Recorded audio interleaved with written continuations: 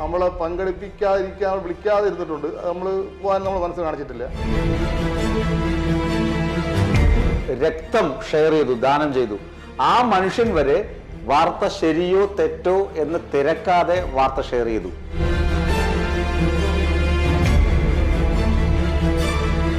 വീണ്ടും അദ്ദേഹത്തിന്റെ ബിസിനസ് പാതയിലേക്ക് അലി ഉമർ റൌഫ് തിരിച്ചെത്തിയിരിക്കുന്നു, പൂർവാധികം ശക്തനായി തന്നെ. ഏതാനും ദിവസങ്ങൾക്ക് മുമ്പ് വാർത്താ മാധ്യമങ്ങളിൽ നിറഞ്ഞ ഒരു കള്ളക്കേസുണ്ട്. മുക്കുപണ്ടം പണയം വെച്ച് ലക്ഷങ്ങൾ തട്ടിയെടുത്ത അലി ഉമർ റൌഫിനെ കുറിച്ചായിരുന്നു ആ വാർത്ത. ആ മനുഷ്യൻ നിരപരാധിയാണെന്ന് കോടതിയിൽ തെളിഞ്ഞു. അദ്ദേഹത്തിനൊപ്പമാണ് വിസ്മയ ന്യൂസ് സംഘം ഇപ്പോഴുള്ളത്. അദ്ദേഹത്തെ നമുക്ക് പരിചയപ്പെടാം. അദ്ദേഹത്തിൻ്റെ വിശേഷങ്ങൾ, സങ്കടങ്ങൾ, നിരപരാധിത്വം ഒക്കെ നമുക്ക് മനസ്സിലാക്കാം. അലി ഉമർ റൌഫ് എന്ന് പറയുന്ന താങ്കൾക്ക് എന്തൊക്കെ മാനഹാനി, എന്തൊക്കെ ധനനഷ്ടമാണ് ഈ കള്ളക്കേസ് മുഖാന്തരം ഉണ്ടായത്? എനിക്ക് വലിയ വിഷമവും എൻ്റെ പ്രയാസങ്ങളെക്കാൾ ഉപരി എൻ്റെ ഒരുപാട് സഹോദരങ്ങൾ എനിക്കുണ്ട്. അവർക്ക് അവർ ഇതിന് ഒരുപാട് വേവലാതിപ്പെട്ട്, ഒരുപാട് സങ്കടപ്പെട്ട്, പാവപ്പെട്ട് നിലവിളിച്ച് അതാണ് എനിക്ക് ഏറ്റവും വലിയ വിഷമം. അതിൽ ചില മക്കൾക്കും വലിയ വിഷമം ഉണ്ടായി. അതിൽ ചില മക്കൾ ഉദ്ദേശിച്ചത്, ചില മക്കൾ ഈ ഒരു വലിയൊരു കല്യാണം ഉണ്ടായിരുന്നു, അതിൽ നമ്മളെ പങ്കെടുപ്പിക്കാതിരിക്കാൻ വിളിക്കാതെ ഇരുന്നിട്ടുണ്ട്. നമ്മൾ പോകാൻ നമ്മൾ മനസ്സ് കാണിച്ചിട്ടില്ല. അങ്ങനെയൊക്കെ ഒരുപാട് പ്രയാസങ്ങൾ ഉണ്ടായിട്ടുണ്ട്. പിന്നെ ഈ വ്യാജ വാർത്ത ഷെയർ ചെയ്ത കൂട്ടത്തിൽ ഇതിനകത്ത് കുറേ മുദ്രപത്രം ഉണ്ടെന്ന് പറഞ്ഞായിരുന്നല്ലോ. അത് വള്ളത്തിൽ 7-8 വള്ളത്തിൽ പൈസ ഇൻവെസ്റ്റ് ചെയ്തിട്ടുണ്ടായിരുന്നു. ഞാൻ രണ്ട് വ്യവസായ സ്ഥാപനത്തിലും പൈസ ഇൻവെസ്റ്റ് ചെയ്തിട്ടുണ്ട്. അപ്പോൾ ആ പത്രം എൻ്റെ വണ്ടിയിലുണ്ടായിരുന്നു.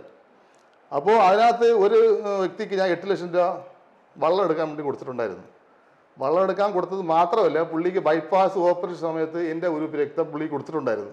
പക്ഷെ ആ പുള്ളി പോലും ഈ വാർത്ത ഷെയർ ചെയ്ത്, അതാണ് നമുക്ക് വിഷമം കൂടാൻ കാരണം. പക്ഷേ ശ്രദ്ധിക്കുക, 8 ലക്ഷം രൂപ വ്യവസായത്തിന് ധനസഹായം കൊടുത്തു. അയാൾക്ക് സർജറി വന്നപ്പോൾ ഇദ്ദേഹത്തിൻ്റെ രക്തം ഷെയർ ചെയ്തു, ദാനം ചെയ്തു. ആ മനുഷ്യൻ വരെ വാർത്ത ശരിയോ തെറ്റോ എന്ന് തിരക്കാതെ വാർത്ത ഷെയർ ചെയ്തു. എന്നിട്ട് ഏറ്റവും അടുത്ത ബന്ധു കല്യാണത്തിന് പോലും ക്ഷണിച്ചില്ല. ഈ മനുഷ്യന്, ഇത്രയും ദാനധർമ്മി, സഹായം ചെയ്യുന്ന വ്യക്തി, ഇങ്ങനൊരു മനുഷ്യനെ വ്യാജ കേസിൽ കുടുക്കി, അതും അപകീർത്തിപ്പെടുത്തി. ഇങ്ങനെ ചെറിയൊരു കേസാണ്, 9 ഗ്രാം സ്വർണം മാത്രമേ ഉള്ളൂ. ആ ഒരു കേസ് ഇത്ര ഊതി കുറിപ്പിച്ച് ഒരു മനുഷ്യനെ എങ്ങനെയൊക്കെ അപകീർത്തിപ്പെടുത്താം, അങ്ങനെയൊക്കെ അപകീർത്തിപ്പെടുത്തി. ഞാൻ കൊടുത്ത പൈസ അവർ പണയം വെച്ച് സാധനം തിരിച്ചുതരാമെന്ന് പറഞ്ഞു, പൈസ തിരിച്ചുതരാമെന്ന് പറഞ്ഞു. അങ്ങനെ നെടുമങ്ങാട് കൊണ്ടുവരാൻ പറഞ്ഞു. അപ്പോൾ ഞാൻ നെടുമങ്ങാട് കൊണ്ടുവരാൻ എനിക്ക് സമയമില്ല, ആറ്റിങ്ങിലൂടെയും കൊണ്ട് പണയം വെച്ച് എനിക്ക് പൈസ തന്നാൽ മതി എന്ന് പറഞ്ഞ് അവരെ സാധനം അവരെ കയ്യിൽ തിരിച്ചു കൊടുക്കുകയാണ് ചെയ്തത്. അവർ കൊണ്ട് പണയം വയ്ക്കാൻ കയറി ഞാൻ എൻ്റെ പൈസയ്ക്ക് വെളിയിൽ കാത്തിരിക്കുകയായിരുന്നു. ആ ST ഫിനാൻസ് ഗോൾഡിൽ ഞാൻ അകത്ത് പോയില്ല. കാരണം അവിടെ നിന്ന് ഒരുപാട് ആൾക്കാരുടെ പണയം ഞാൻ എടുത്ത് ചെറിയ പലിശയ്ക്ക് കൊണ്ട് മാറ്റി വെച്ചിട്ടുണ്ട്. അവിടെ നിന്ന് അവൻ കൊടുക്കുന്നതിനേക്കാളും റേറ്റ് കൊടുത്ത് സ്വർണം വിലക്കെടുത്തിട്ടുള്ള ഒരു വ്യക്തിയാണ് ഞാൻ. അപ്പോൾ ആ ഒരു വൈരാഗ്യം ആ പുള്ളിക്കുണ്ട്. അപ്പോൾ ഈ ഒരു അവസരം കിട്ടിയപ്പോൾ ഒരു രമയും ഈ ST ഫിനാൻസിനും അവർ തമ്മിൽ എന്നെ കുടിക്കുമെന്ന് സംശയമുണ്ട് എനിക്ക്. എൻ്റെ ഒരുപാട് സ്വർണ്ണം ഉണ്ടായിരുന്നു. ഞാൻ ഈ സ്വർണം കൊണ്ട് ആറ്റിങ്ങിൽ പോകാൻ കാരണം, ആറ്റിങ്ങിൽ ഒരു പ്രോപ്പർട്ടി നോക്കാൻ വേണ്ടി പോയതാണ്. പോയപ്പോൾ അഡ്വാൻസ് ആക്കാൻ വേണ്ടി പോയി. എൻ്റെ അക്കൗണ്ടിലെ പൈസ തികയില്ലെന്ന് കരുതിയാണ് ഞാനിത് എൻ്റെ ഗോൾഡിലാണ് കൊണ്ടുപോയത്. ആ ഗോൾഡ് 55 പവൻ ഉണ്ടായിരുന്നു. ഇന്നത്തെ വിലയ്ക്ക് 55 ലക്ഷം രൂപ വരെ സാധനം ഉണ്ടായിരുന്നു.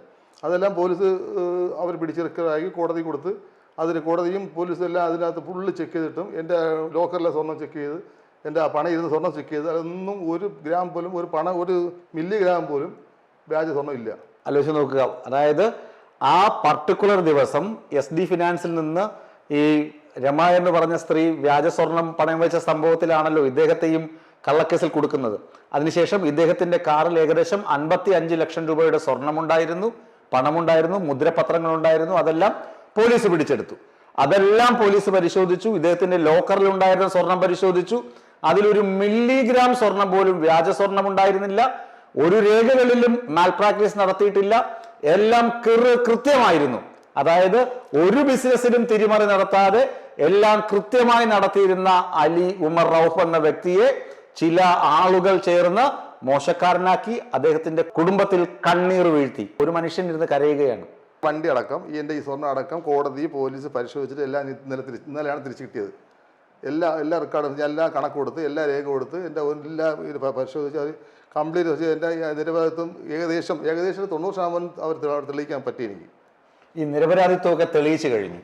ഇനി ചേട്ടനെ ഈ കള്ളക്കേസിൽ കുരുക്കിയ ആളുകളുണ്ട്, അപകീർത്തിപ്പെടുത്തിയ വ്യക്തികളുണ്ട്. ഇവർക്കെതിരെ ഏതെങ്കിലും തരത്തിൽ മാനനഷ്ട കേസിനൊക്കെ പോകുന്നുണ്ടോ? മാനനഷ്ട കേസിന് പോകുമെന്ന് വെച്ചാൽ എനിക്കിപ്പോൾ ഒന്നാം സമയമില്ല അതിനുണ്ട്.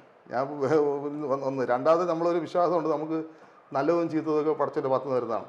പിന്നെ അവർ ചെയ്യുന്നവരൊക്കെ അവരായ പാടാ, അത് നമ്മളതിൽ പിറകെ പോകുന്നില്ല.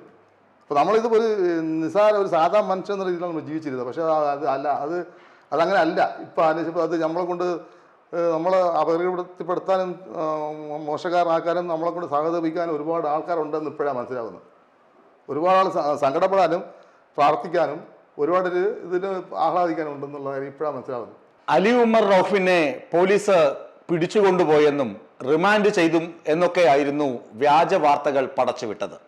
അലി ഉമർ റൌഫിനെ പോലീസ് കസ്റ്റഡിയിലെടുത്തു എന്നത് ശരിയാണ്. പക്ഷേ അന്ന് തന്നെ അദ്ദേഹത്തെ പോലീസ് റിലീസ് ചെയ്തു. കാരണം അദ്ദേഹം തെറ്റൊന്നും ചെയ്തിരുന്നില്ല. ഈ വ്യാജ വാർത്ത കൊടുത്തത് എൻ്റെ വണ്ടിയിൽ എൻ്റെ ഫോട്ടോ അല്ലാതെ എന്നെ സ്റ്റേഷനിൽ കൊണ്ടുപോയ വീഡിയോ ഇല്ല, ഫോട്ടോ ഇല്ല, സ്റ്റേഷനിൽ നിന്ന് അവിടെ പിടിക്കുന്നതായിട്ടില്ല, എന്നെ GB കയറ്റാണ്ട് ഒന്നും എൻ്റെ ഫോട്ടോ ഇല്ല. ഈ ഒരു പുള്ളി ഈ SD ഫിനാൻസ് എന്നുള്ള ആൾക്ക് മുൻവരായിക്കും കൊണ്ട് അവൻ്റെ സ്ഥാപനത്തിൽ ഇരുന്ന സ്വർണ്ണങ്ങൾ ഒരുപാട് ഞാൻ എടുത്തുകൊണ്ട് ചെറിയ പണയത്തിന് ഇപ്പോൾ ചെറിയ പലിശ KSF പോലത്തെ ചെറിയ പലിശ ഉള്ളെടുത്ത് കൊണ്ട് മാറ്റി വയ്ക്കാൻ ഞാൻ ഒരുപാട് സഹായിച്ചിട്ടുണ്ട്.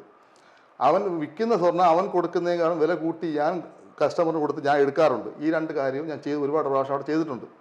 ആ ഒരു വരായിക്കാവാൻ അവൻ എനിക്ക് പണി തന്നത്. അയാൾക്കെതിരെ എന്തെങ്കിലും നിയമ നടപടി സ്വീകരിക്കുന്നുണ്ട്? ഇയാൾക്ക് നിയമ നടപടി വക്കീൽ വേണ്ട ചെയ്യാന്ന് പറഞ്ഞിട്ടുണ്ട്.